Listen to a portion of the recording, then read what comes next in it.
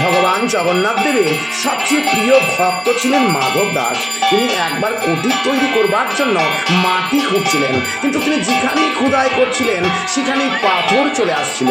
তখন মাধব দাস পরিশ্রান্ত হয়ে ভগবান জগন্নাথ দেবের ওপর অভিমান করে ভগবানকে বললেন, প্রভুর কোনো চিন্তাই নেই যে আমার এত কষ্টেও তিনি দিব্যি বসে আছেন।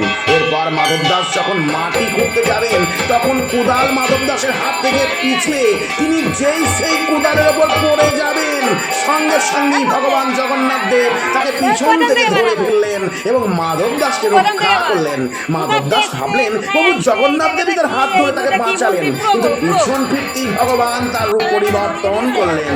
তখন মাধব দাস দেখলেন একজন মিত্র তাকে বাঁচিয়েছে। তখন মাধব দাস বললেন, ধন্যবাদ মিত্র, তুমি আমাকে বাঁচালে।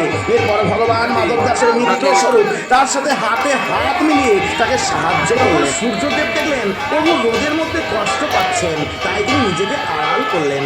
বাইরে এসে ঠান্ডা বাতাস দিলেন এবং ইন্দ্রদেব এসে প্রভুর জন্য শীতল বাতাবরণ তৈরি করলেন। নিজে হাতে মাধব গাছের কুটির তৈরি করে দিলেন। বন্ধুরা, ভগবানকে মন প্রাণ দিয়ে ডাকলে ভগবান সকল ভক্তের মনস্কামনা পূরণ করেন। আর আপনি যদি ভগবান জগন্নাথ দেবকে সামান্যতম বিশ্বাস করেন, ভক্তি করেন, তাহলেই ভগবানের এই ভিডিওটি প্রচুর প্রচুর শেয়ার করতে ভুলে যাবেন না।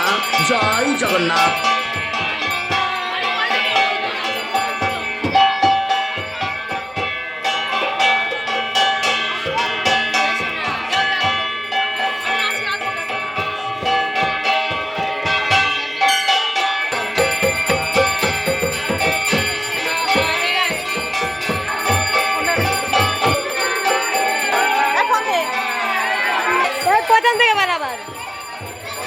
প্রথম থেকে বল, কোথাতে এসছে, কোথায় আইছে, এই জায়গাটা কি, এই মোটা কি মন্দির? প্রভু প্রভু